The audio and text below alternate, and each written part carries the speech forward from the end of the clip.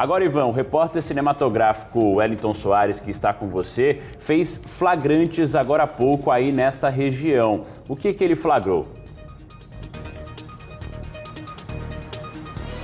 Exatamente, Bruno. A gente falou aí sobre a situação dos pescadores, são mais de 6 mil aqui nessa região. Só nessa região do Mutange, dos Flechachos, estão sem poder exercer as atividades. Estão proibidos de exercer porque a lagoa está interditada. Mas o flagrante que o Wellington Soares fez há pouco é de, infelizmente, pessoas se arriscando aqui na lagoa, pescando aqui nessa lagoa. Porque a gente sabe que é difícil a situação, né? Que ainda não chegou amparo para esses pescadores, mas a gente, infelizmente, tem que mostrar essa imagem que é de uma pessoa pescando, passando aqui bem perto da área, passando na área que está interditada, né? Na verdade, a lagoa está interditada, não pode pescar na lagoa. E essa área aqui, a situação ainda é mais crítica porque ela está muito próxima da mina 18. E a gente flagrou agora há pouco um pescador passando aqui. Eu já vi pelo menos 2 passando nesse trecho aqui da área do Mutange, dos Flechais, nessa manhã de terça-feira. Também observamos aqui nas imagens do Wellington Soares, ali no meio, onde fica a região da mina 18, que há 3, o que parecem ser 3 torres. 2, na verdade, parecem ser guindastes. A do meio é uma torre. O que a gente observa, a gente não tinha visto isso antes, é que essa do meio, que parece ser uma torre ali na mina 18, ela está bem inclinada. Depois desse afundamento do solo, essa torre ficou bem inclinada. Ela parece estar bem inclinada para o lado direito, para o lado da lagoa. Você observa essa imagem também ao vivo, bem ali na região da mina 18. Ali próximo, eu percebi que tem pelo menos uma carreta próxima dela e pelo menos 2 caminhões. Ao que parece, tem carros ali próximos também. Então, as imagens que a gente registra nesta manhã de terça-feira, o Wellington Soares mostra para a gente nesta manhã de terça-feira, são essas.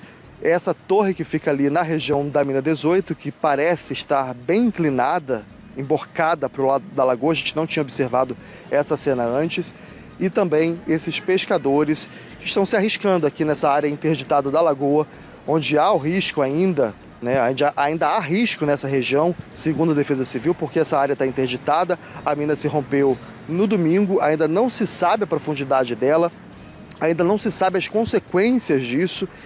O Abelardo Nobre me disse ontem em entrevista que a situação não está estabilizada, não se pode se arriscar aqui ainda.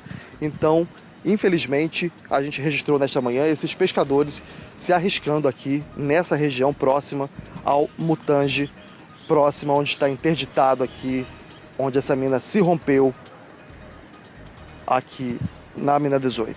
Bruno. Ivan, obrigado pelas informações. É um flagrante que preocupa porque, mais uma vez, da mesma forma que eu falei ontem, que eu entendo todo o sofrimento que os pescadores passam nesse momento, porque já vimos no domingo mesmo pessoas se arriscando na região, é preciso tomar muito cuidado. Olha, essa imagem aqui, a gente está com imagem ao vivo do local, ó, e a gente consegue ver os equipamentos, olha, em caminhões e mais veículos aqui. Tudo isso foi deixado para trás. Foi deixado lá porque não tinha segurança para a retirada desse material, de todo esse maquinário, dos veículos e do que mais tenha ficado nessa área que era o trabalho para o preenchimento das minas. Por que foi deixado? Porque não tinha segurança. Então não tinha como deixar que as pessoas se arriscassem para salvar os materiais.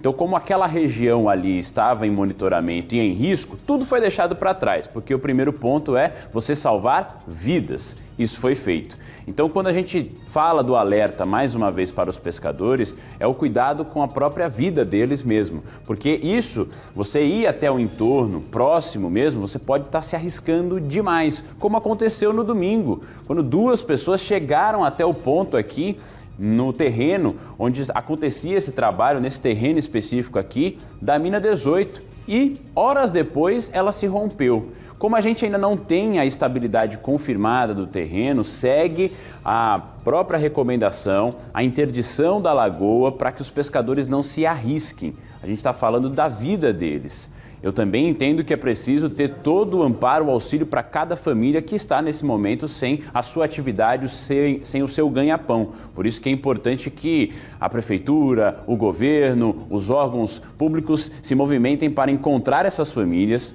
fazer todo o mapeamento delas, para que eles não se arrisquem, para que eles tenham o sustento fornecido nesse momento por quem pode hoje ampará-los. Aqui está a imagem do flagrante, né, do pescador nessa região.